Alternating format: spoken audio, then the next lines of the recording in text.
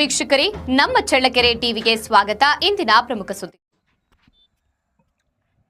ತೊರೆಕೊಲಮನಹಳ್ಳಿ ರಸ್ತೆ ಅಗಲೀಕರಣಕ್ಕೆ ಜೆಡಿಎಸ್ ಮೊಳಕಾಲ್ಮೂರು ತಾಲೂಕು ಅಧ್ಯಕ್ಷ ಡಿಬಿ ಕರಿಬಸಪ್ಪ ಚೌಳಕೆರೆ ಒತ್ತಾಯ.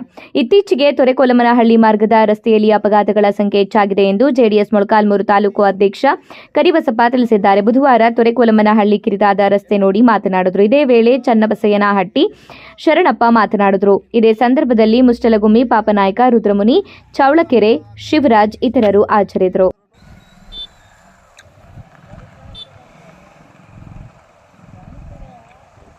ಇದು ನಾಯಕನಹಟ್ಟಿಯಿಂದ ತೊರೆಕೊಲಮನಹಳ್ಳಿಗೆ ಹೋಗೋ ರಸ್ತೆ, ಹಬ್ಬನಹಳ್ಳಿ ಮಾರ್ಗವಾಗಿ ರಸ್ತೆ.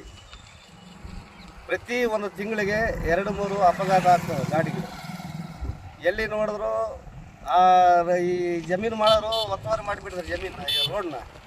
ಈ ಥರ ಆಗಿ ಅಪಘಾತಗಳು ಆಗ್ತಾ ಇದ್ದಾವೆ. ಈ ಶಾಸಕರು ಎಷ್ಟೇ ಹೇಳಿದ್ರು ಆ ರೋಡ್ನ ಡಬಲ್ ರೋಡ್ ಮಾಡೋಂಗಿಲ್ಲ.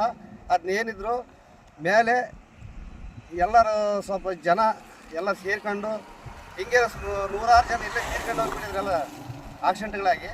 ಮುಂದೆ ಏನಾಗುತ್ತೋ ನೋಡ್ರಿ. ಶರಣಪ್ಪ ನನ್ನ ಹೆಸರು. ನಮ್ಮದು ಇಲ್ಲೇ ಚನ್ನಬಸನಹಟ್ಟಿ ಗ್ರಾಮ, ನಾಯಕನಹಟ್ಟಿ ಪಟ್ಟಣ ಪಂಚಾಯತ್ ವ್ಯಾಪ್ತಿ.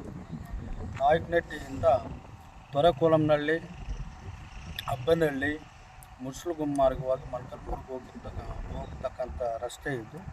ನಮ್ಮ ಸ್ಥಳೀಯ ಕ್ಷೇತ್ರದ ಶಾಸಕರಾಗಿರ್ತಕ್ಕಂಥ ಎನ್.ವೈ. ಗೋಪಾಲಕೃಷ್ಣ ಸಾಹೇಬರು ಸ್ವಲ್ಪ ಗಮನ ಹರಿಸಿ ಈ ರಸ್ತೆಯಲ್ಲಿ ಬೈಕುಗಳು ಓಡಾಡಬೇಕಾದ್ರೆ ಗುದ್ಕೊಂಡು ತಿಂಗಳಿಗೆ ಏನಿಲ್ಲ ಅಂದರೂ 2-3 ಆಕ್ಸಿಡೆಂಟ್ಗಳಾಗ್ತವೆ.